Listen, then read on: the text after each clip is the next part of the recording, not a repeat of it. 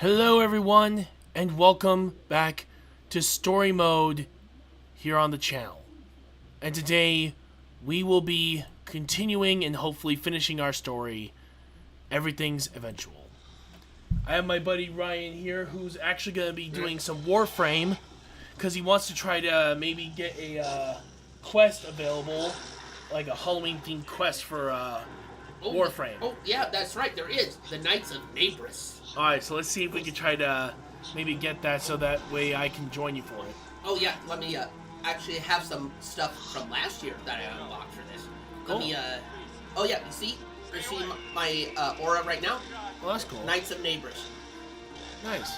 Alright, so. Got quite a few, actually. Sealed. No, not sealed on it. Alright, here we go. Clicking on here.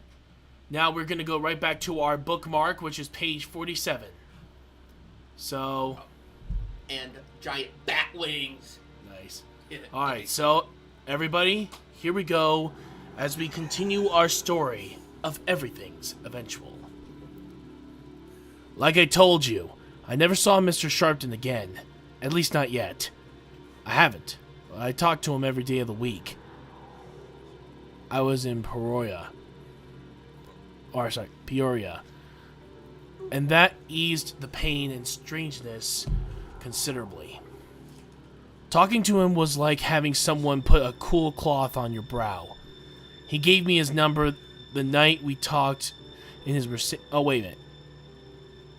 Oh, wait. I think we already finished this page.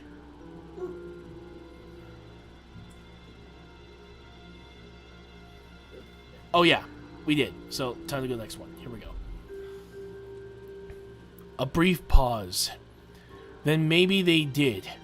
Probably they did. But why? Why would they? I'm doing everything they ask. So why would they want to hypnotize me? I don't know all of their routines and protocols. But I suspect they're programming you.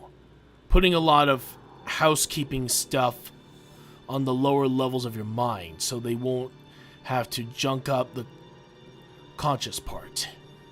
And maybe screw up your special ability while they're at it.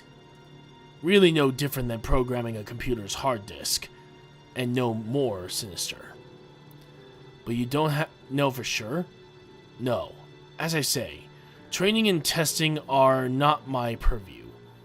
But I'll make some calls, and Dr. Wentworth will talk to you. It may even be that an apology is due. If that's the case, Dink, you may be sure that it will be tendered. Our trainees are too rare and too valuable to upset needlessly.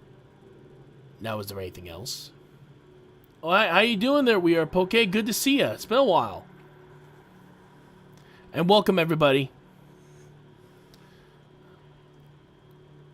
I thought about it, then said no. I thanked him and hung up.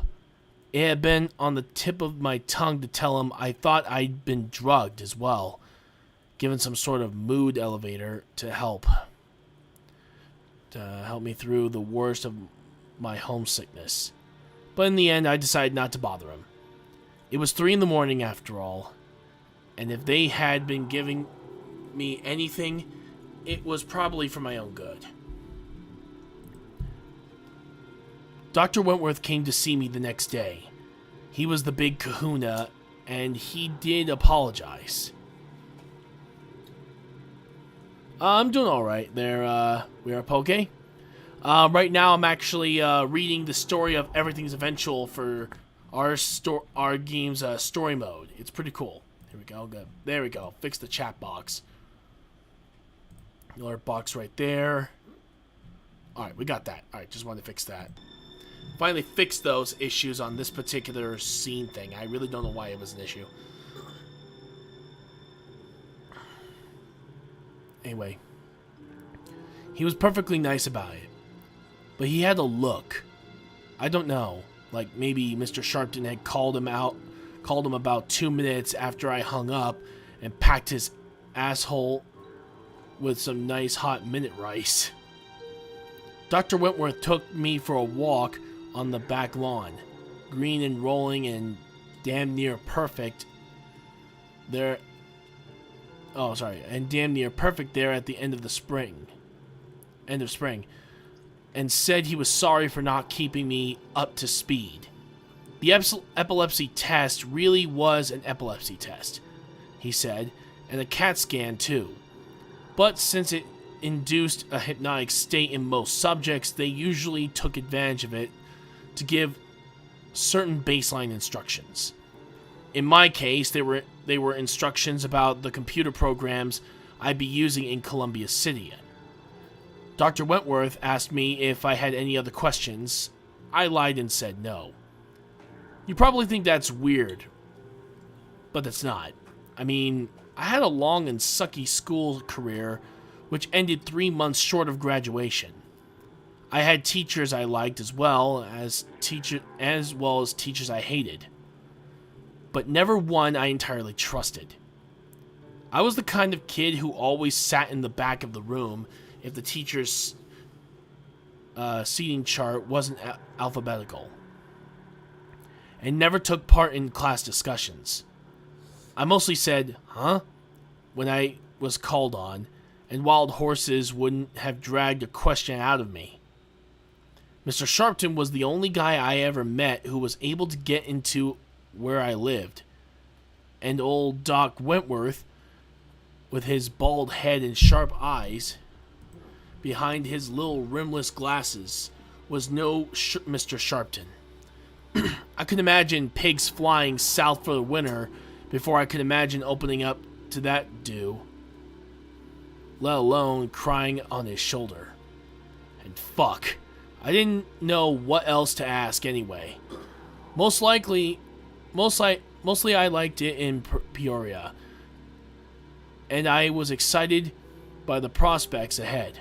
New job, new house, new town. People were great to me in Peoria. Even the food was great. Meatloaf, fried chicken, milkshakes, everything I liked. Okay, I didn't like the diagnostic tests.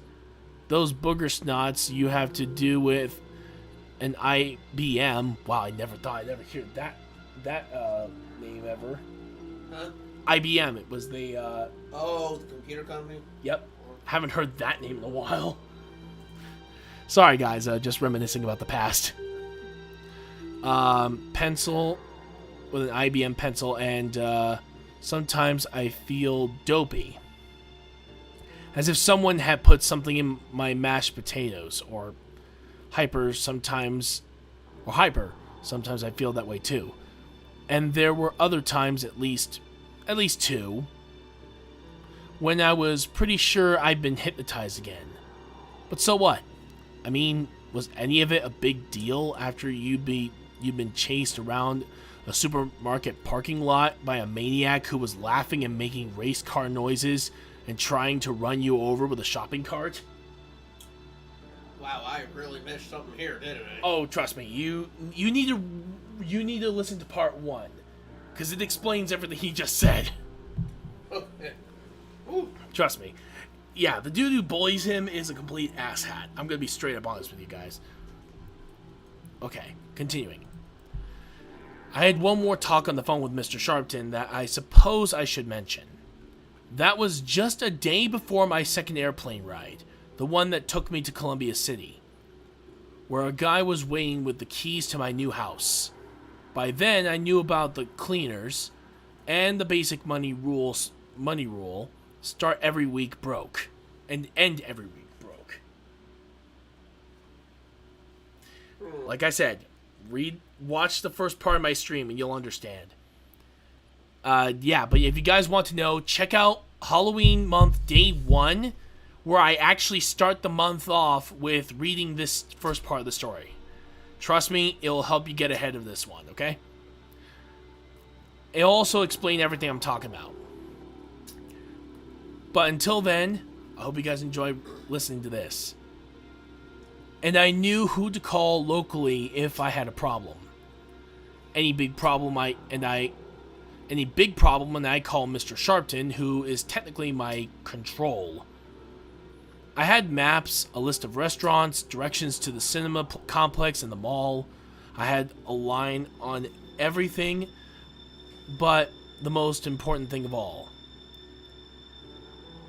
Mr. Sharpton, I don't know what to do, I said.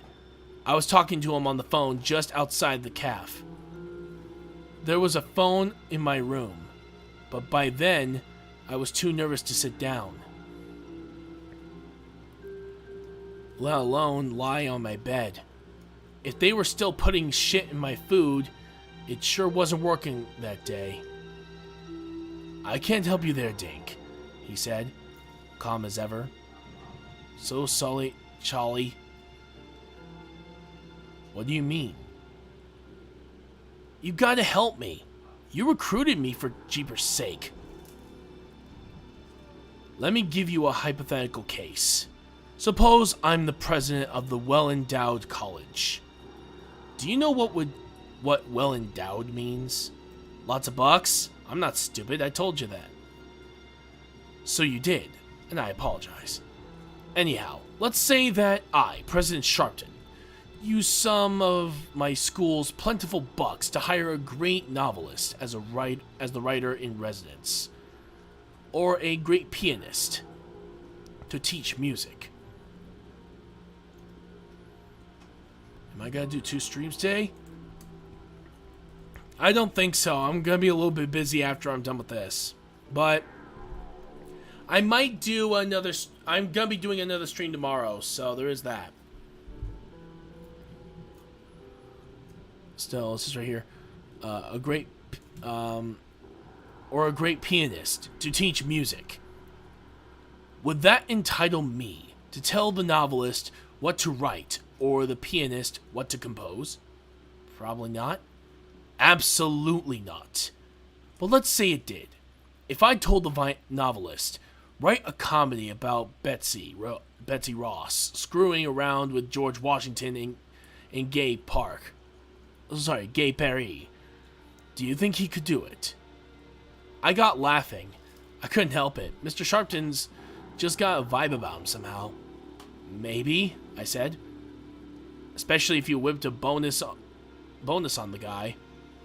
Okay, but even if he held his nose and cranked it out, it would likely be a very bad novel. Because creative people aren't always in charge. And when they do their best work, they're hardly ever in charge. They're just sort of rolling along with their eyes shut, yelling, "Wee!" What's all that got to do with me? Listen, Mr. Sharpton, when I try to imagine what I'm going to do in Columbia City, all I see is a great big blank. Help people, you said. Make the world a better place. Get rid of the skippers. All that sounds great. Except I don't know how to do it. You will, he said. When the time comes, you will. You said Wentworth and his guys would focus on my talent, sharpen it. Mostly what they did was give me a bunch of stupid tests and make me feel like I was back in school. Is it all in my subconscious? Is it all on the hard disk? Trust me, Dink, he said. Trust me and trust yourself. So I did. I have. But just lately things haven't been so good. Not so good at all. That goddamn Neff. All the bad stuff started with him. I wish I'd never seen his picture. And if I had to see his picture, or see a picture, I wish I'd seen one where he wasn't smiling. My first week in Columbia City, I did nothing. I mean, absolutely zilch. I didn't even go to the movies. When the cleaners came, I just went to the park and sat on the bench and felt like the whole world was watching me. When it came time to get rid of my extra money on Thursday, I ended up shredding better than $50 in the garbage disposal. And doing that was new to me then. Remember, okay? Talk about feeling weird, man. You don't have a clue. While I was standing there listening to the motor under the sink grinding away, I kept thinking about Ma. If Ma had been there to see what I was doing, she would have probably run me through with a butcher knife to make me stop. That was a dozen 20 number bingo games, or 20 dozen coveralls, going straight down the kitchen pig. I slept like shit that week. Every now and then I go to the little study. I didn't want to, but my feet would drag me there. Sorry. Yeah, it's unfortunately, but the echo a little bit. Just making sure. Let's see. Every now and then I go to the little study. I didn't want to, but my feet would drag me there. Like they say, murderers always return to the scenes of their crimes, I guess. Anyway, I'd stand there in the doorway and look at the dark computer screen, at the global village modem, and I'd just sweat the guilt and embarrassment and fear. Even the way the desk was so neat and clean without a single paper or note on it made me sweat. I could all but hear the walls muttering the stuff like, "Nah, nothing's going on in here. It's really just a closet." And, "Who's this turkey, the cable installer?" I had nightmares. In one of them, the doorbell rings, and when I open it, Mr. Sharpton's there. He's got a pair of handcuffs. "Put on your wrist, Dink," he says. "We thought you were a tranny, but obviously we were wrong. Sometimes it happens." "No, I am," I say. "I am a tranny. I just need a little more time to get acclimated. I've never been away from home before, remember?" "You've had 5 years," he goes. I'm stunned. I can't believe it, but part of me knows it's true. Feels like days, but it's been 5 fucking years. And I haven't turned on the computer in the little study a single time. If not for the cleaners, the desk it sits on would be 6 inches deep into dust. "Hold out your hands, Dink. Stop making this hard for both of us." "I won't," I said. "And you can't make me." He looked behind him then. And who should come up the steps but Skipper Brannigan. He was wearing his red nylon tunic, only now Transcorp was sewn on it instead of Super Saver. He looked pale, but otherwise okay. Not dead, is what I mean. "You, though, you did something to me, but you didn't," Skipper said. "You couldn't do anything to anyone. You're just a hippie waste." "I'm going to put these cuffs on him," Mr. Sharpton says to Skipper. "If he gives me any trouble, run him over with the shopping cart." "Totally eventual," Skipper said, and I woke up half out of my bed on the floor screaming. Then about 10 days after I moved in, I had another kind of dream. I don't remember what it was, but it must have been a good one, because when I woke up, I was smiling. I could feel it on my face, a big happy smile.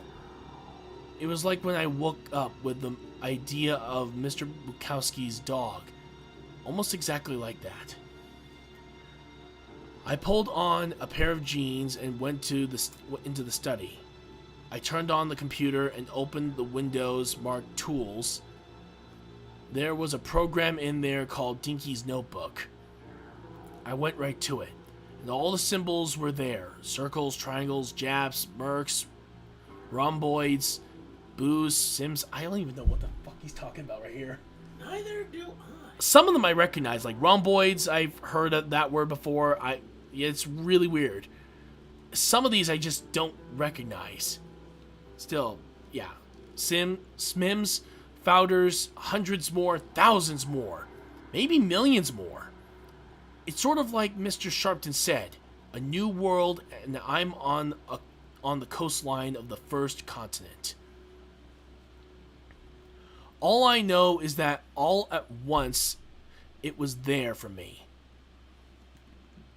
I had a great big Macintosh computer. Oh my god, I remember those old computers. Oh, yeah.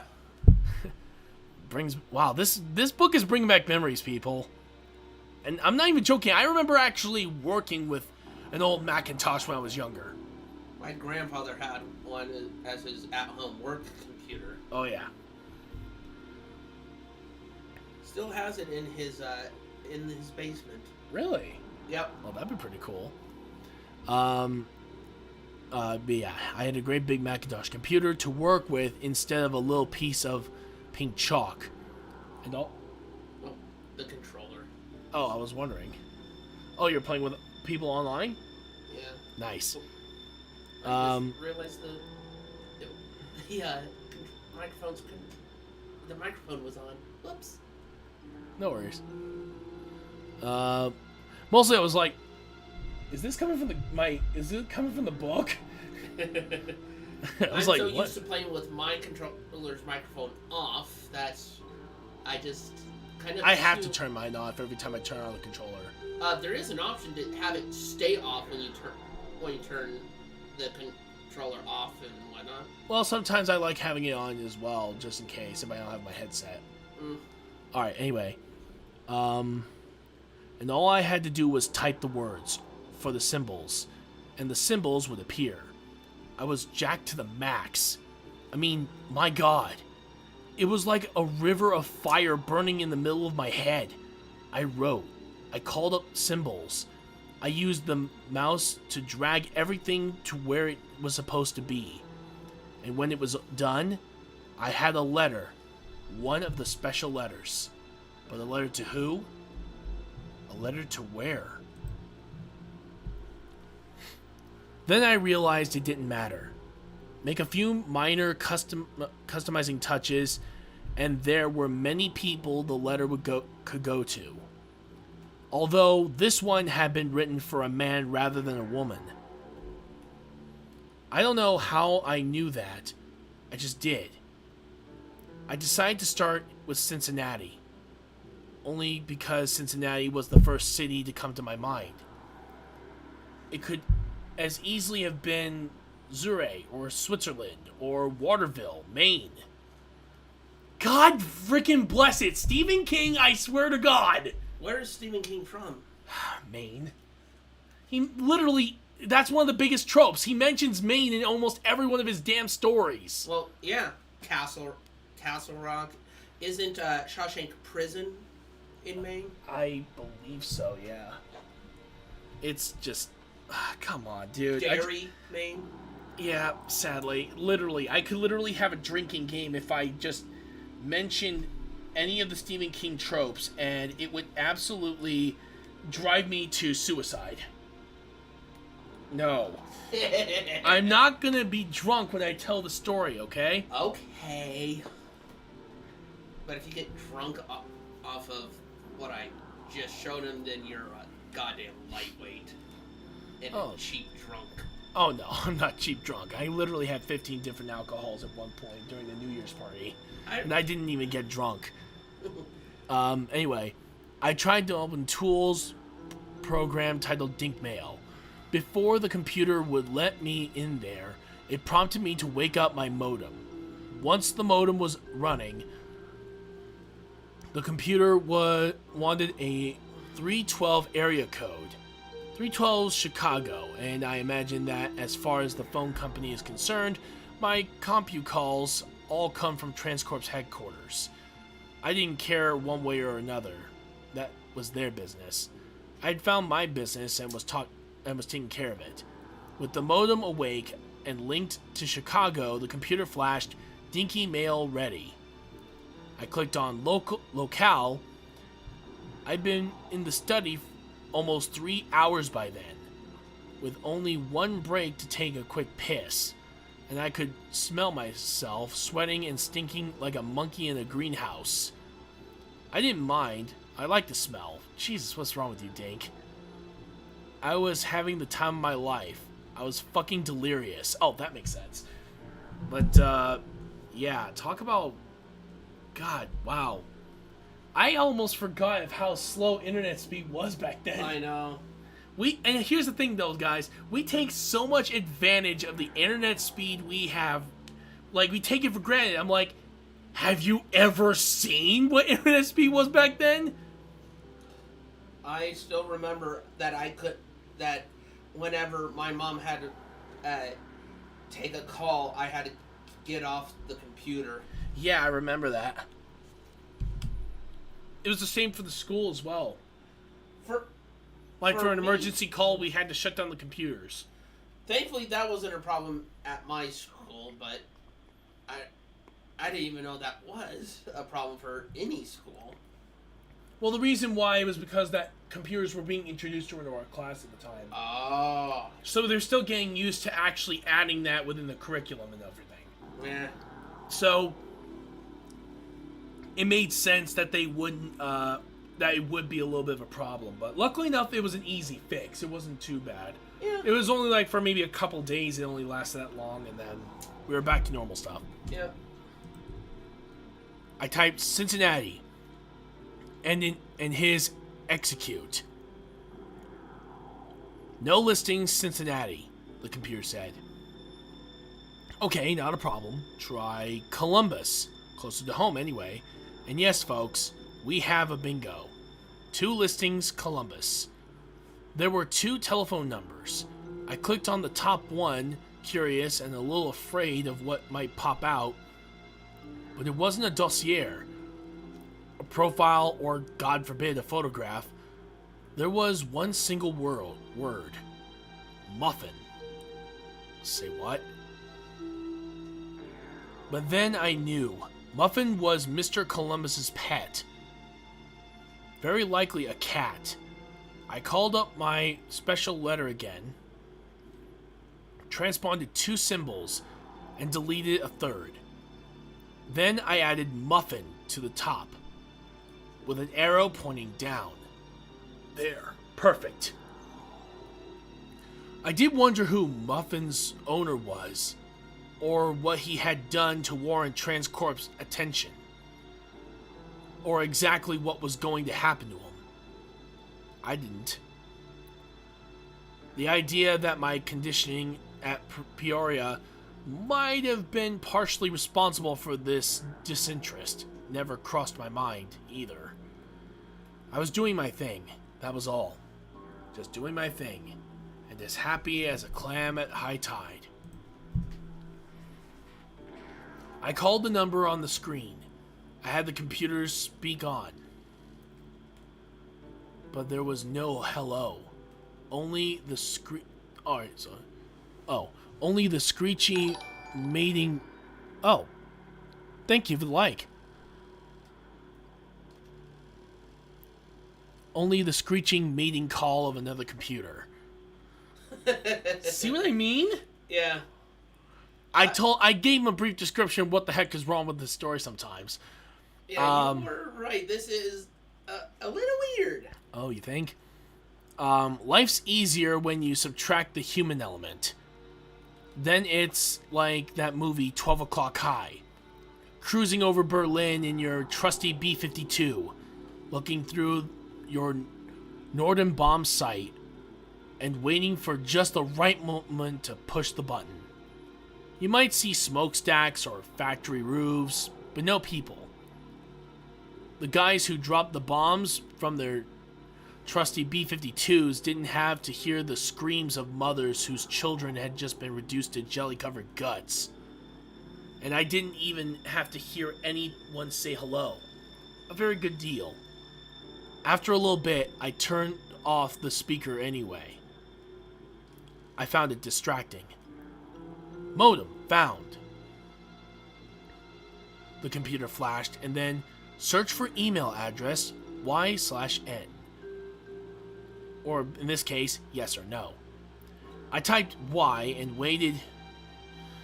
This time the wait was longer. I think the computer was going back to Chicago again and getting what it needed to unlock the email address from Mr. Columbus. Sorry, email address of Mr. Columbus. Still, it was less than 30 seconds before the computer is right back at me with email address found. Send dinky mail, yes or no? I typed yes with absolutely no hesitation, or why. The computer flashed, sending dinky mail, and then dinky mail sent. That was all. No fireworks. I wonder what happened to Muffin though. You know, after. That night, I called Mr. Sharpton's and said, I'm working.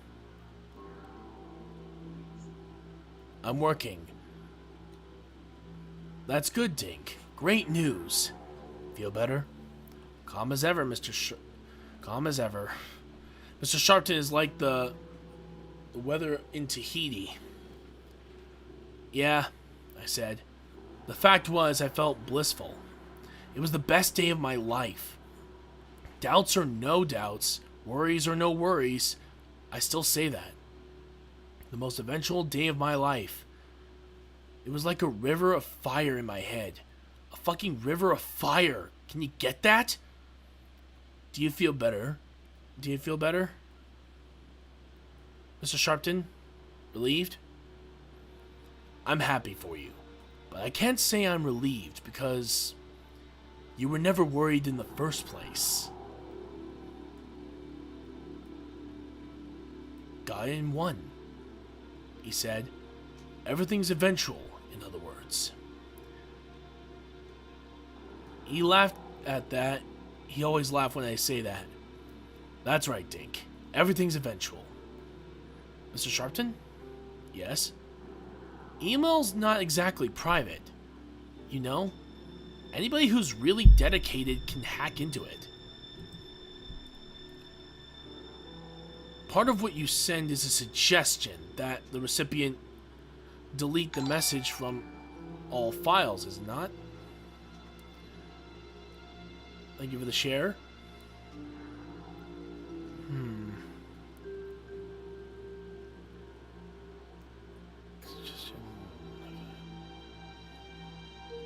Yes, but I cannot absolutely guarantee that he'll do it, or she. If they don't, nothing can happen to someone else who chances on such a message. Am I correct? Because it's personalized. Well, it might give someone a headache, but that wouldn't be about all. And the communication itself would look like so much gibberish. Or code. Right? He laughed heartily at that. Let them try to break it, Dinky, eh? Just let them try. I sighed. I suppose. Let's discuss something more important, Dink. How did it feel? Fucking wonderful. Good. Don't question wonder, Dink.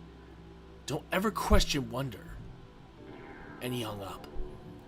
Sometimes I have to send actual letter, print out the stuff.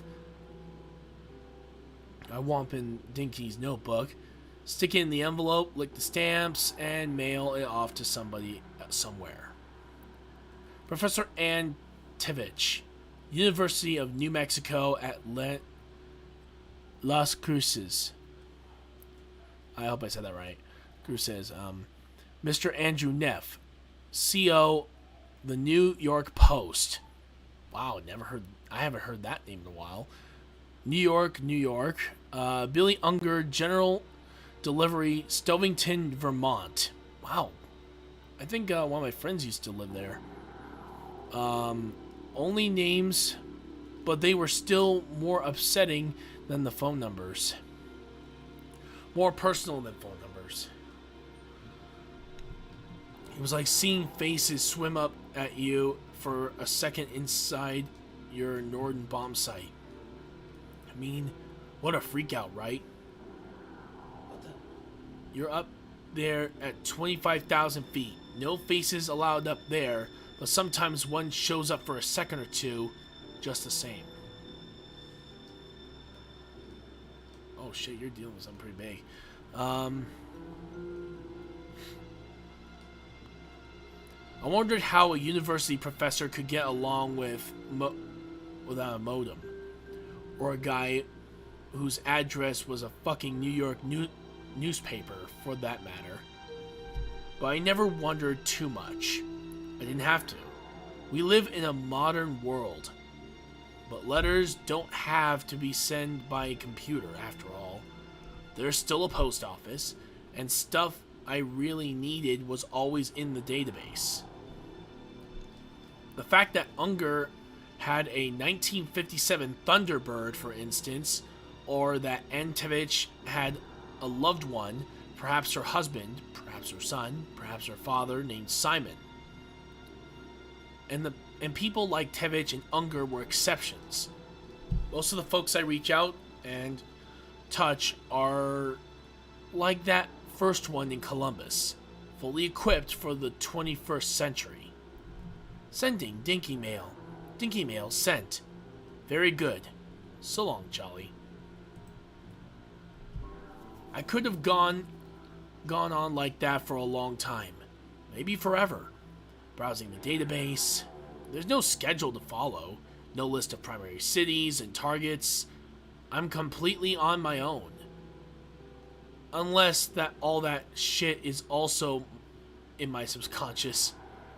Down there on the hard disk. Going to afternoon movies, enjoying the lawless silence of my little house, and dreaming of my next step up the ladder. Except I woke up feeling... Really? What's wrong with this kid? He's feeling He's feeling horny one day. Yeah, I had a feeling. Jesus, what is wrong with this kid? And he says that he doesn't care about this shit? Oh, yeah, right! Okay, yeah, something weird is going on here. Yeah, this dude's... seriously, man. Dude, you were making my friend Jack seem like a complete... well... normal person. Even he doesn't do that much, which is kind of weird. Let me see. I worked for an hour or so browsing around in Australia. Oddly specific. But it went no... Oh, no, I'm gonna skip that part, guys. I'm not even gonna try to even say what that's on there. Still, I shut off the computer and went down to New Plus to see if I could find a magazine featuring pretty ladies on broadly lingerie. Well, at least that's normal. That's almost like Playboy or something like that. The only reason why I know about Playboy is that my friend Jack actually showed me that once. It was mainly just a lot of women in lingerie, though. Nothing really too skimpy, so... As I got there, a guy was coming out reading the Columbus Dispatch. I never read the paper myself. Why bother?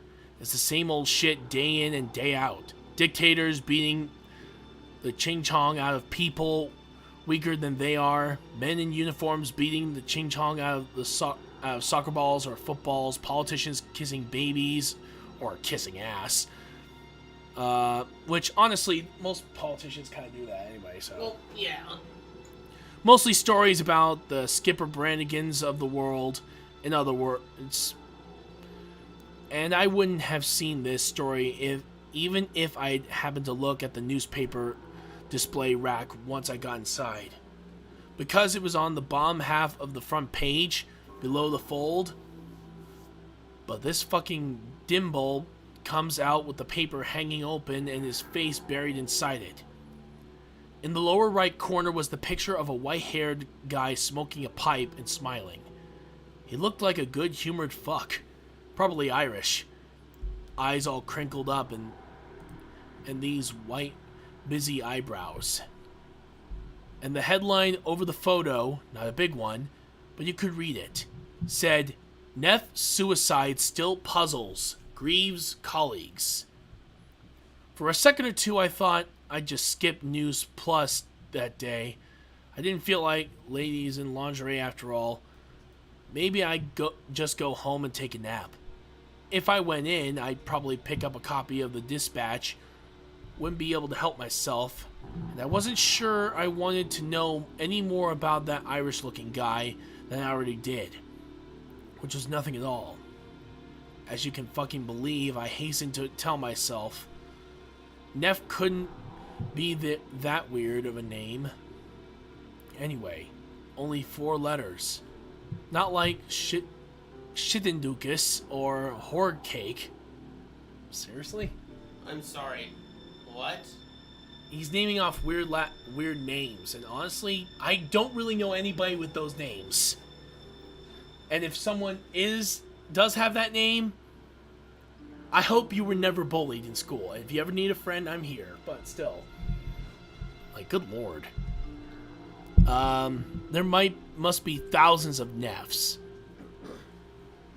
If you're talking coast to coast, this one didn't have to be the Neff I knew about, the one who loved Frank Sinatra records.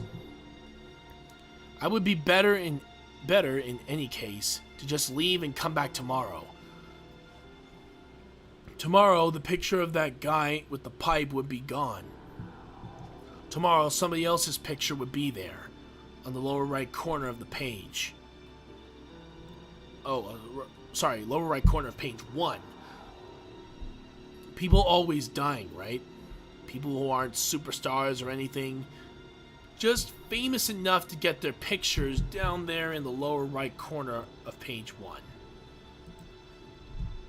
And sometimes people were puzzled about it. The way folks back home in Harkerville had been puzzled about Skipper's death. No alcohol in his blood, clear night, dry road. Not the suicidal type. The world is full of mysteries like that. Though, and sometimes it's best not to solve them. Sometimes the solutions aren't, too eventual. But willpower has never been my strong point. I can't always keep away from the chocolate, even though I know my skin doesn't like it. I wonder if he has an allergic reaction to it. That would actually suck if he does. If it's acne, then that doesn't necessarily actually comply with that, but whatever. Let's see. But, yeah.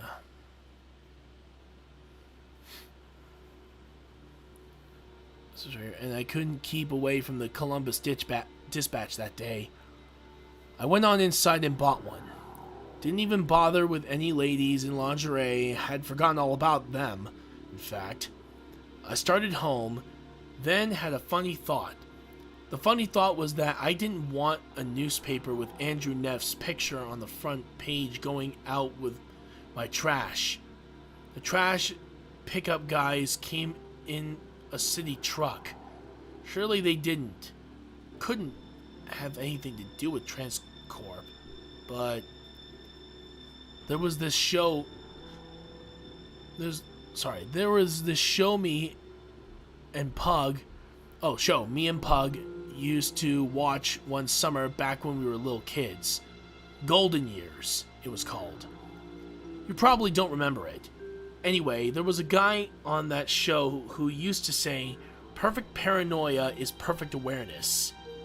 It was like his motto, and I sort of believed that. Anyway, I went to the park instead of back home, sat on the bench, and read the story. And when I was done, I stuck the paper in a trash barrel. I didn't even like doing that, but hey, Mr. Sharpton has got a guy following me around and checking on every little thing I throw away. I'm totally fucked no matter what. There was no doubt that Andrew Neff, age 62, a columnist for the Post since 1970, had committed suicide. He took a bunch of pills that probably would have done the trick. then climbed into his bathtub, put a plastic bag over his head, and rounded the evening off by slitting his wrists. There was a man totally dedicated to avoiding counseling. He left no note, though, and the autopsy showed no signs of disease. His colleagues scoffed at the idea of Alzheimer's, or even early senilism. But yes, senility. But yeah, going senile. He was the sharpest guy I've ever known, right up till the day he died, a guy named Pete Hamill said. I wonder if he's related to Mark Hamill. I'm kidding. He could have gone on Challenge Jeopardy and run both boards. I have no idea why Andy did such a thing. Hamill went on to say that one of Neff's charming oddities was his complete refusal to participate in the computer revolution. No modems for him, no laptop word processor, no handheld spell checker from Franklin Electronics publishers. He didn't even have a CD player in his apartment. Hamill said Neff claimed, perhaps only half joking, that compact discs were the devil's work. He loved the chairman of the board, but only on vinyl. This guy Hamill and several others said Neff was unfailingly cheerful. Right up to the afternoon he filed his last column, went home, drank a glass of wine, then demoed himself. One of the Post's chatter columnists, Liz Smith, said she shared a piece of pie with him just before he left on the last day, and Neff seemed a trifle distracted, well, otherwise just fine. Distracted, sure. With a head full of Fowders, Booze, and Smims, you'd be distracted too. Also, misspelling right there, Stephen King. Seriously, you need to work on that. Neff. Oh, wait, hold on. Oh, you'd be distracted. Tool Neff. The piece went on. I think they maybe messed that up there. Anyway, the piece went on. Had been something of an anomaly on the Post, which sticks up for the more conservative view of life. I guess they don't come right out and recommend electrocuting welfare recipients after 3 years and still no job. But they do hint that it's always an option. Neff was more or less the House liberal. He wrote a column called Enough is Enough. Funny there with a joke. And in it he talked about changing the way New York treated single-teen mothers. Suggested that maybe abortion wasn't always murder. Argued that the low-income housing in the outer boroughs was a self-perpetuating hate machine. Near the end of his life, he'd been writing columns about the size of the military and asking why we as a country felt we had to keep pouring on the bucks where there was essentially no one left to fight except for that guy in Iraq. The one who looks like Wayne Newton. He said we'd do a better to spend that money creating jobs. And Post readers would have crucified anyone else saying stuff like that. Pretty much loved it when Neff laid it down. Because he was funny. Because he was charming. Maybe because he was Irish. And had kissed the Blarney Stone. That was about all. I started home.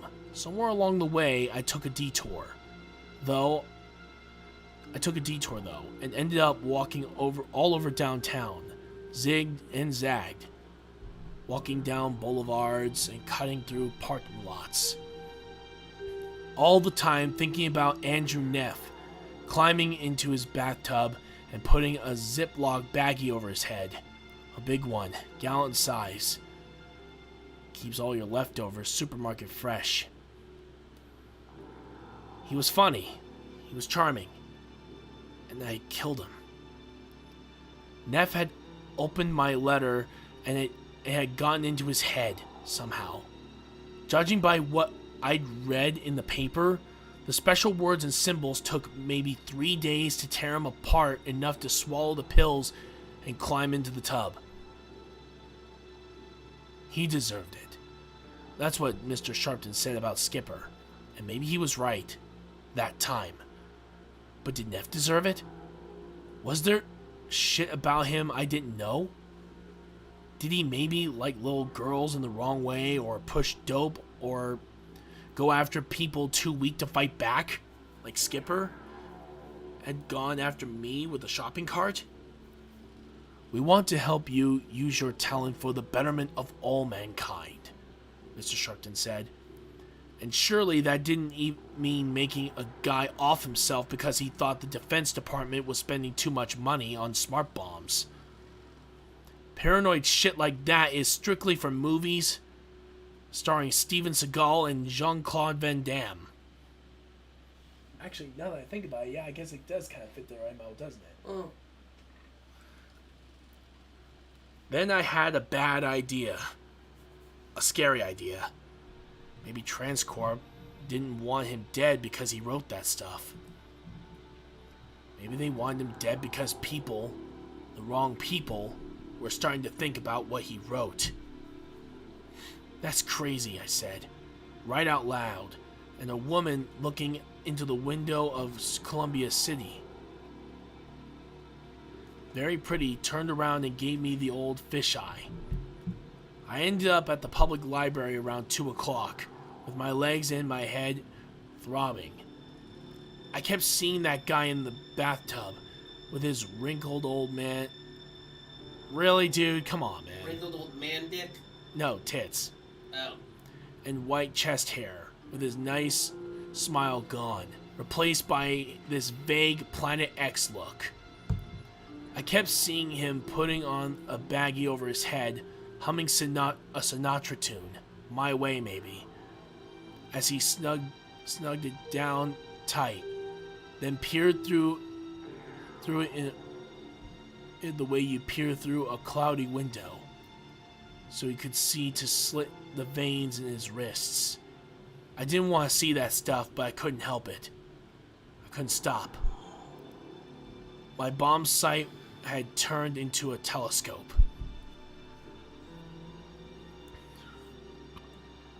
They had a computer room in the library, and you could get on the internet at a very reasonable cost. I had to get a library card too, but that was okay. A library card is good to have and you can never have too much ID. It took me only $3 worth of time to find Ann Tevich and call up the report of her death. The story started, I saw with a sinking sensation in the bottom right-hand corner of page 1, the official dead folks nook, and then jumped to the obituary page. Professor Tevich had been a pretty lady, blonde, 37. In the photo, she was holding her glasses in her hand, as if she wanted people to know she wore them, but as if she wanted people to see what pretty eyes she had too. That made me feel sad and guilty. Her death was startlingly like Skipper's. Coming home from her office at UNM, University of New Mexico, I'm gonna guess, just after dark, maybe hurrying a little because it was her turn to make supper, but what the hell. Good driving conditions, great visibility, her car, vanity license plate, DNA fan. Okay, that's actually kind of funny. Having a license plate that says DNA fan. I've seen some pretty funny ones too in the past, so. Yeah. I saw one that said, I love tofu, but because spaces aren't all that common on license plates. Mm-hmm. Yeah. Yeah. Let's see. I happen to know had veered off the road, overturned, and landed in a dry wash. She was still alive when someone spotted the headlights and found her, but there had never been any real hope. Her injuries were too grave. There was no alcohol in her system, and her marriage was in good shape. No kids, at least. Thank God for small favors. So the idea of suicide was far-fetched. She had been looking forward to the future, had even talked about getting a computer to celebrate a new research grant. She'd refused to own a PC since 1988 or so. I had lost some valuable data in one when it locked up, and had distrusted them ever since. She would use her department's equipment when she absolutely had to, but that was all. The coroner's verdict had been an accidental death. Professor Antevich, a clinical biologist, had been in the forefront of West Coast AIDS research. Oh. Another scientist, this one in California, said that her death might set back the search for a cure 5 years. Wow. Oh, shit. She was a key player, he said. Smart, yes, but more. I once heard someone refer to her as a natural-born facilitator. And that's as good as a description as any. An was the kind of person who holds other people together. Her death is a great loss to the dozens of people who knew and loved her. But it's an even greater loss to this cause. Billy Unger was also easy enough to find. His picture topped page 1 of the Stonington Weekly Courant. Instead of getting stuck down there in the dead folks' corner, but that might have been because there weren't many famous people in Stonington. Unger had been General William Rollum Unger, winner of the Silver Star and Bronze Star in Korea. During the Kennedy administration, he was the Undersecretary of Defense and one of the really big war hawks of the time. Kill the Ruskies, drink their blood, keep America safe for the Macy's Thanksgiving Day Parade, all that sort of thing. Then around the time Lyndon Johnson was escalating the war in Vietnam, Billy Unger had a change of mind and heart. He began writing letters to newspapers. He started his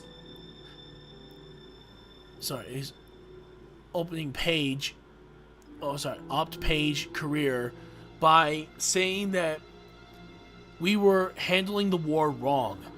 He progressed to the idea that we were wrong to be in Vietnam at all. Then around 1975 or so, he got to the point of saying all wars were wrong. That was okay for most Vermonters. He served 7 terms in the state legislature starting in 1978, when a group of progressive Democrats asked him to run for the U.S. Senate in 1992. He said he wanted to do some reading and consider his options. The implication was that he would be ready for a national career in politics by 1996, 2000 at the latest. He was getting old, but Vermonters like old guys.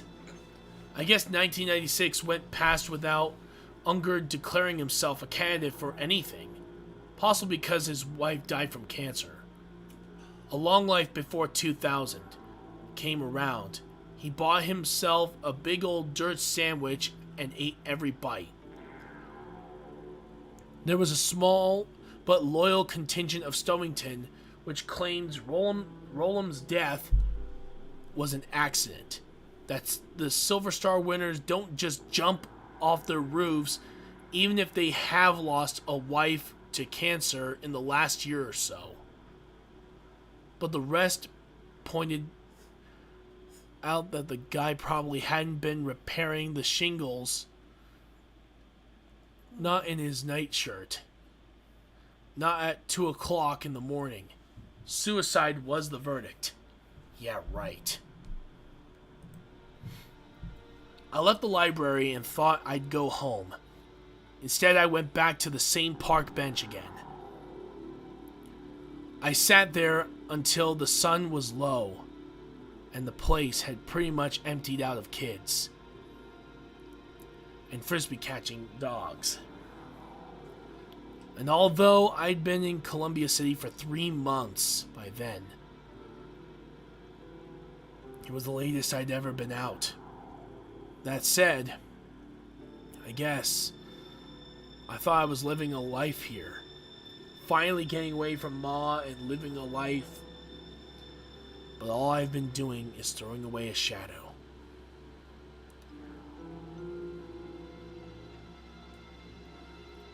If certain people were checking up on me, they might wonder why the change in routine. So I got up and went home.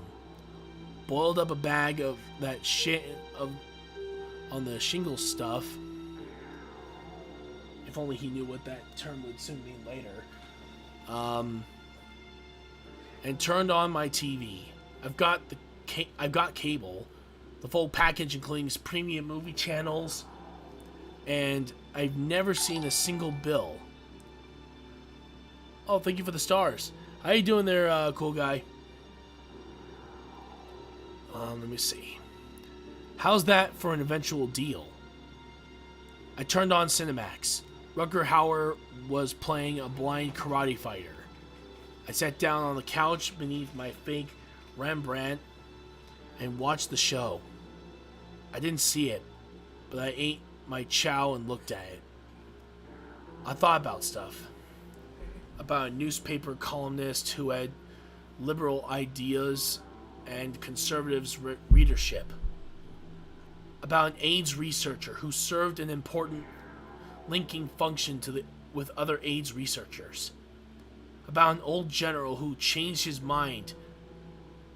I thought about the fact that I only knew these 3 by name because they didn't have modems and email capability. There was other stuff to think about too, like how you could hypnotize a talented guy, or drug him, or maybe even expose him to other talented guys in order to keep him from asking any of the wrong questions. Oh, thank you so much for the bits.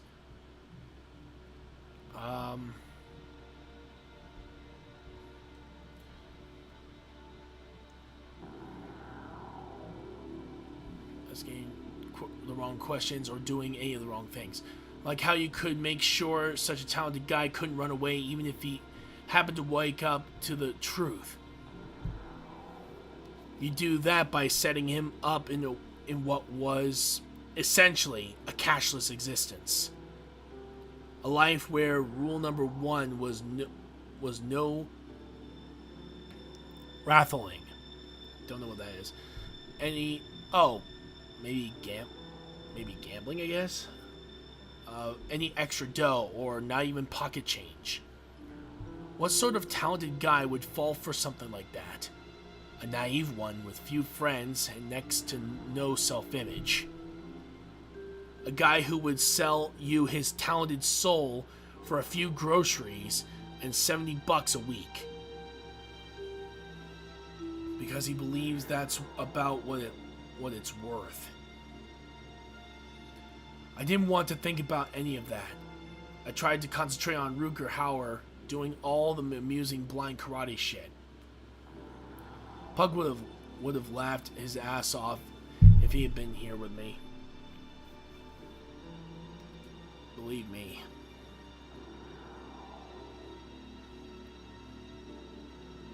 So I wouldn't have to think about any of that. 200, for instance. There was a number I didn't want to think about. 200. 10 times 20, 40 times 5, CC, the old Romans, to the old Romans. At least 200 times, I'd pushed the button that brought the message Dinky sent mail up on my screen. It occurred to me, for the first time, as if I was finally waking up, that I was a murderer. A mass murderer. Yes, indeed. That's what it came down to. Good of mankind? Bad of mankind? indifferent of mankind? Who made those judgments? Mr. Sharpton? His bosses? Their bosses? And it didn't matter? I decided it didn't matter a fuck in a rabbit hutch. I further decided I really couldn't spend too much time moaning, even to myself, how I had been drugged, hypnotized, or exposed to some kind of mind control. The truth was, I'd been doing what I was doing because I loved the feeling I got when I was composing the special letters.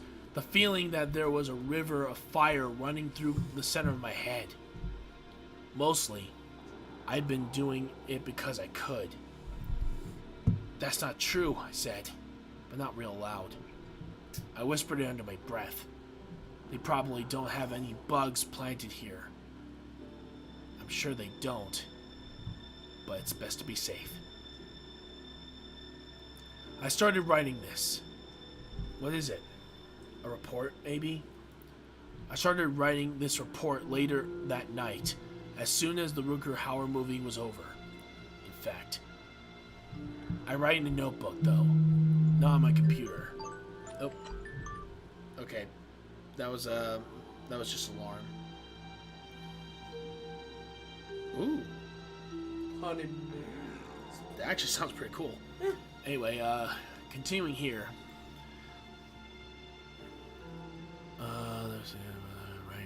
Writing report later that night. There it is. Though not on my computer. And I write in a plain old English. No Sancophytes, no Bews, no Smims. There's a loose floor tile under the ping pong table down in the basement. That's where I keep my report. I just now looked back at how I started. I've got a good job now, I wrote, and no reason to feel glum. Idiotic. But of course, any fool who can pucker is apt to whistle past the graveyard. When I went to bed that night, I dreamed I was in a parking lot of the Super Saver. Pug was there wearing his red duster and a hat on his head like the old Mickey Mouse, like the one Mickey Mouse wore in Fantasia. That's the movie where Mickey played the Sorcerer's Apprentice. Ah, Fantasia, yep. God, that picture. What the hell? Halfway across the parking lot, shopping carts were lined up in a row. Pug would raise his hand, then lower it.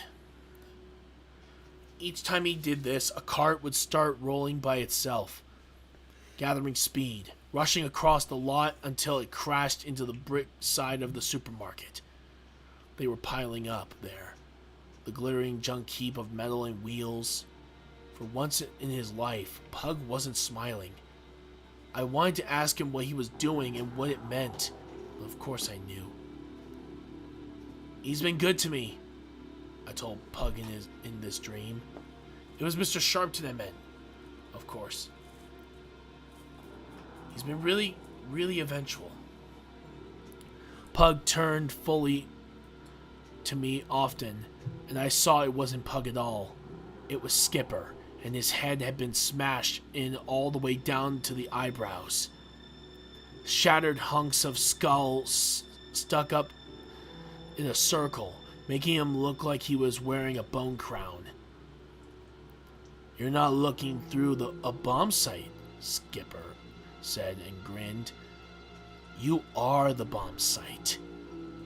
How do you like that, Digster? I woke up in the dark of my room, sweating, with my hands over my mouth to hold in a scream. So I guess I didn't like it very much. Writing this had been a sad education, let me tell you. It's like, hey Dink, welcome to the real world. Mostly it's the image of grinding up dollar bills in the kitchen pig that comes to me when I think about what has happened to me. But I know that's only because it's easier to think of grinding up money or chucking into the storm drain than it is to think about grinding people. Sometimes I hate myself. Sometimes I'm scared for my immortal soul, if I have one. And sometimes I'm just embarrassed. Trust me, Mr. Sharpton said. And I mean, duh, how dumb can you get? I tell myself I'm just a kid, the same age as the kids who crewed those B-52s. I sometimes think about that kids are allowed to be dumb, but I wonder if that's true when lives are at stake.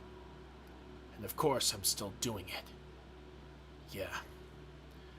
I thought at first that I wouldn't be able to. No more than kids in Mary Poppins could keep floating around the house when they lost their happy thoughts. But I could. And once I sat down in front of the computer screen and that river of fire started to flow, I was lost.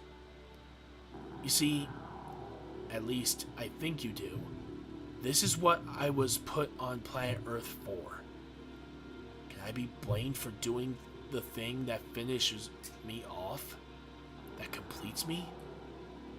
Answer, yes, absolutely. But I can't stop. Sometimes I tell myself that I've gone on because if I do stop, maybe even for a day, they'll know I've caught on, and the cleaners will make an unscheduled stop. Except what they'll clean up this time will be me. But that's not why I do it. I do it because I'm just another addict. Same as a guy smoking crack in an alley, or some chick taking a spike in her arm. I do it because of the hateful fucking rush. I do it because when I'm working in Dinky's notebook, everything's eventual. It's like being caught in a candy trap. And it's all the fault of that dork who came out of News Plus with his fucking dispatch open. If not for him, I'd still see nothing but cloudy, hazy buildings in the crosshairs. No people, just targets. You are the bomb site, Skipper said in my dream. You are the bomb site, Dinkster. That's true. I know it is. Humiliating, but true. I'm just another tool. Just the lens the real bombardier looks through. Just the button he pushes. What bombardier, you ask? Oh, come on. Get real. I thought of calling him. How's that for crazy? Or maybe it's not. Call me any time, Dink. Even 3 in the morning. That's what the man said. I'm pretty sure that's what the man meant about that. At least Mr. Sharpton wasn't lying. I thought of calling him and saying, you want to know what hurts the most, Mr. Sharpton? That thing you said about how I can make the world a better place by getting rid of people like Skipper. The truth is, you guys are Skipper. Sure. And I'm the shopping cart they chase people with, laughing and barking and making race car sounds. I work cheap too, at bargain basement rates. So far I've killed over 200 people, and what did it cost Transcorp? A little house in a third-rate Ohio town, $70 a week, and a Honda automobile, plus cable TV. Don't want to forget that. I stood there for a while, looking at the telephone, then put it down again. Couldn't say any of that. It would be the same as putting a Ziploc bag over my head and slitting my wrists. So what am I going to do? Oh God, what am I going to do? It's been 2 weeks since I last took this notebook from the under-basement tile and wrote in it. Twice I've heard the mail slot clack on Thursdays as the world turns, and gone out into the hall to get my money. I've gone to 4 movies, all in the afternoon. Twice I've ground up my money in the kitchen pig, thrown my loose change down the storm drain, hiding what I was doing behind the blue plastic recycling basket when I put it down on the curb. Once I went down to News Plus, thinking I'd get a copy of Variations or Forum, but there was a headline on the front of the Dispatch that took away any sexy feelings I might have had. Pope dies of heart attack on peace mission, it said. Did I do it? Nah, the story said he died in Asia, and I've been sticking to the American Northwest these last few weeks. But I could have been the one. If I'd been nosing around in Pakistan last week, I very likely would have been the one. 2 weeks of living in a nightmare. Then this morning, there was something in the mail. Not a letter. I've only got 3 or 4 of those. All from Pug, and now he stopped writing, and I miss him so much. But a Kmart advertising circular. It flopped open just as I was putting it into the trash. And something fluttered out. A note, printed in block letters. Do you want out? It read. If yes, send message. Don't stand too close to me is best police song. My heart was beating hard and fast. The way it did on the day I came into my house and saw the Rembrandt print over the sofa with the velvet clowns where the velvet clowns had been. Below the message, someone had drawn a folder. It was harmless, just sitting there all by itself. But looking at it still made all the spit in my mouth dry up. It was a real message the folder proved with.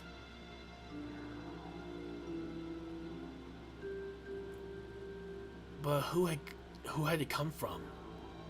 How did the sender know about me? I went into the study, walking slowly with my head down, thinking. A message tucked into an advertising circular. Handwritten and tucked into the advertising circular. That meant someone close. Someone in town. I turned on my computer and modem. I called the Columbia City Public Library, where you can serve cheap and in relative anonymity. Anything I sent would go through the Transcorp in Chicago, but that wasn't going to matter. They weren't going to suspect a thing, not if I was careful. And of course, if there was anybody there. There was. My computer connected to the library's computer. A menu flashed on my screen. For just a moment, something else flashed on my screen as well. A SMIM. In the lower right-hand corner, just a flicker. I sent the message about the best police song and added a little touch of my own down in the dead folks nook, a sycophant. I could write more. Things have started to happen. And I believe that soon they'll be happening fast. But I don't think it would be safe. Up to now, I've just talked about myself. If I went any further, I'd have to talk about other people. But there are 2 more things I want to say. First, that I'm sorry for what I've done, even for what I did to Skipper. I'd take it back if I could. I didn't know what I was doing. I know that's a piss poor excuse, but it's the only one I have. Second, I've got in my mind to write one more special letter. The most special of all. I have Mr. Sharpton's email address, and I have something even better. A memory of how he stroked his lucky tie as we sat in his big, expensive Cropmobile. The loving way he ran his palm over the silk swords. So you see, I know just enough about him. I know just what to add to his letter. How to make it eventual. I can close my eyes and see one word floating there in the darkness behind my lids. Floating there like a black fire. Deadly as an arrow fired into the brain. And it's the only word that matters. Excalibur.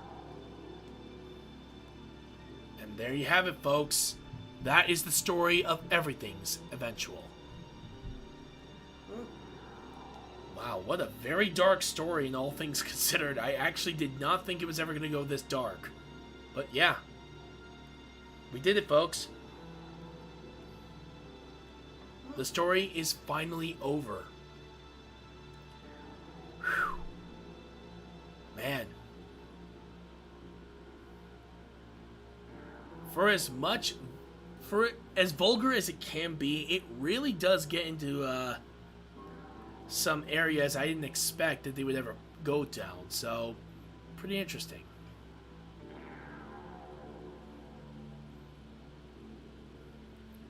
Still, it's over, everyone. So what did you guys think of this story? I personally would love to hear what you guys think of the whole story as a whole. And if you guys haven't, and if you guys are a little confused about what I was reading, check out the first one I did on Halloween month, day 1, where I read this story, and I read up to 47 pages. So, I highly recommend checking it out when you can. It was actually only a 6-hour read, which is not entirely bad. It's a good short story. But, yeah, if you guys want to check out, like, the first half when I was reading it, go check it out over there on my very first episode for Halloween month. Because it was one of the more interesting stories I got a chance to read to you all today. Definitely has a 90s feel to it. Yeah, it very much does. But still, yeah. Still, I want to thank you all so much for joining me here today for Everything's Eventual. The story of our friend Dink as he had to navigate not only his own life, but the life of the crazy adventure he was going to have. And how he eventually would turn on the very person he fully put his trust into. If you guys like what we do, please follow us on Twitch, Twitter, Facebook, Instagram, TikTok, and subscribe to us on our YouTube channel, Mr. Retroactive Livestreams. And don't forget to like, share, comment, and click the notification button if you want to be notified of our latest streams and videos. And comment to me about any stories you guys would love to see me do for future streams. Like, if you want me to do Stephen King's It, or if you want me to do another story from one of my collections, like Harry Potter or something like that. I'd be more than happy to do that for you guys during this time.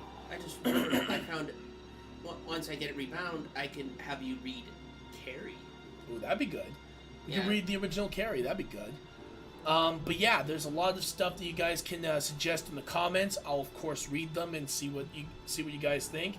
I'll make sure to put it on there as well. So it'd be very awesome to try out some new stories for the new segment on RetroActive's Corner called Story Mode. Hell, if I can find more digital books like this one, I might just do it, because I think it's going to be pretty awesome. Still, if you guys want to help support the channel, you can donate through bits on Twitch, stars on Facebook, our PayPal for donations itself. Then, of course, we have subscriptions where you can subscribe to us on our Facebook page. You can join us on our Patreon, or you can subscribe through the Twitch's tier system or Amazon Prime, which, if you guys have Amazon Prime, it's completely free.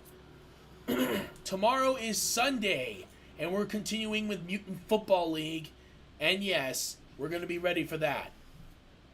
And, of course, for a lot of people who are asking if we're going to be doing some extra games on RetroActive's corner, maybe we could do like a review on, well, this game in particular, actually, then yes, we are actually planning a review for this particular game. I think either we may do it this month or possibly next month, depending. Because we do have a couple of horror films I would hopefully try to review sometime this year. That way we can at least get those done and over with. And that way we can actually start going into other horror movie franchises later on. Oh my god. Okay, those characters glitched. Anyway, Okay. but yeah, of course, on Monday, I think we're doing a brand new, we're going to be doing Hollow Knight on Monday. And on Tuesday, we're back to Kirby and the Forgotten Land. We are almost done with 100% completion of this game. I am so damn ready to finally finish this game off because, damn it. It's difficult. Not really. It's more like, unfortunately, I ran out of coins. Oof.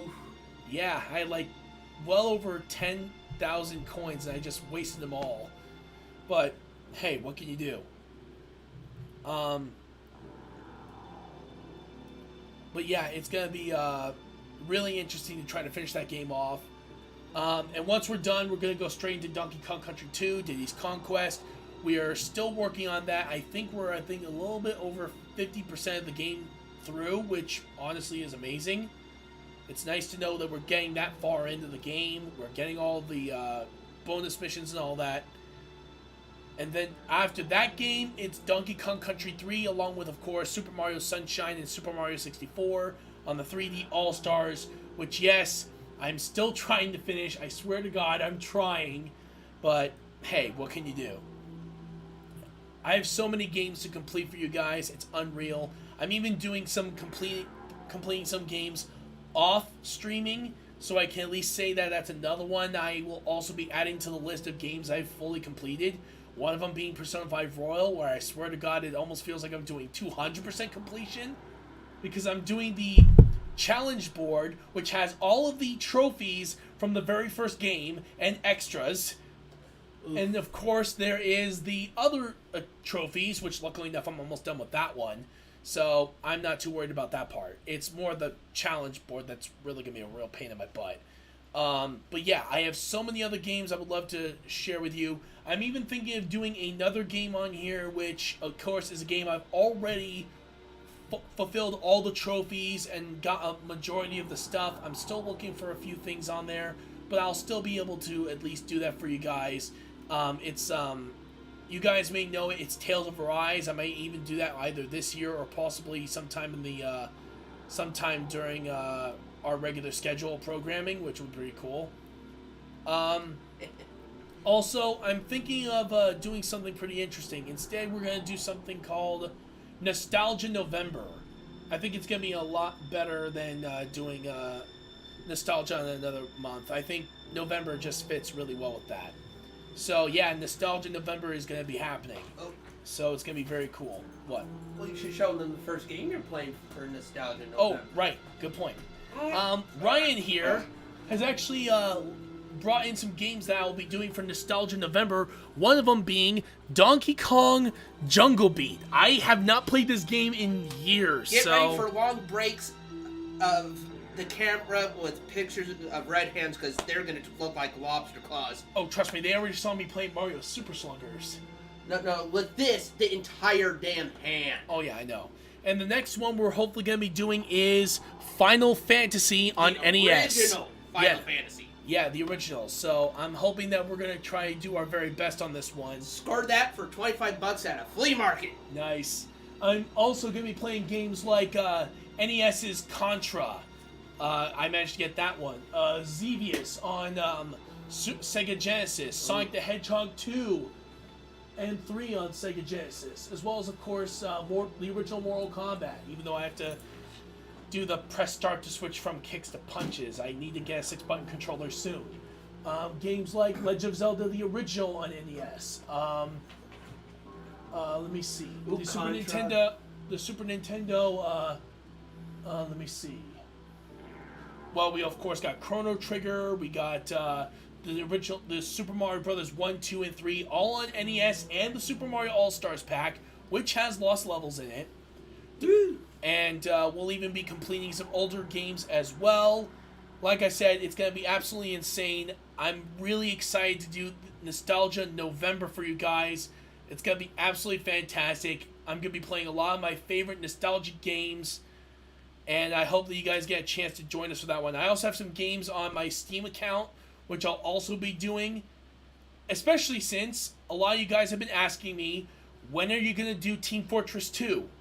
Well, thanks to Glamrock Chica, actually, along with of course everybody else on YouTube, they've been literally suggesting to me, and I'm not joking here, the event on Team Fortress 2 that is going to be involving me going against Marasmus in an event that's on there. I'm actually very excited to try Team Fortress 2 out for you guys. It's going to be a little bit difficult on laptop because I'm going to have to really bend over in order to use it. Trust me, it's weird. I don't know why. But yeah, I may have to take breaks in between matches. Wouldn't you be able to use your control? There's no control thing for this. Oh, it's stupid, I know. Oh. But yeah, it's going to be very interesting to say the least. I'm actually very excited for that one as well. Other games, like I said, I'm going to do Hollow Knight, and yes, I am going to try to complete the game. If I don't, well, I'm going to need to take a break for a while and try to do it maybe some other time. But yeah, I'm still going to try to finish the story out right for Hollow Knight and get as much stuff as I can. It's going to be a lot of grinding. I don't personally care. It's going to be fun. I've always had enjoyment of it, so it's going to be freaking awesome. Other games I'm going to be doing for Halloween month, of course, are going to be like games like Bloodborne. I already know a lot of you guys have been helping me to go back to that one. So yes, I'll be doing Bloodborne as well. But yeah, like I said, I have a lot of games, and holy hell, I honestly don't know when I'm ever going to run out. Trust me, it's going to be interesting. And yes, if you're wondering, we are still going to be doing Metro Exodus to try to finish that game off and show you guys a lot of the secrets I know of. So, until then, my friends, I hope you all have an amazing day. I will see you all next time. And we're going to let this cutscene sign us out. Have a great day, everyone.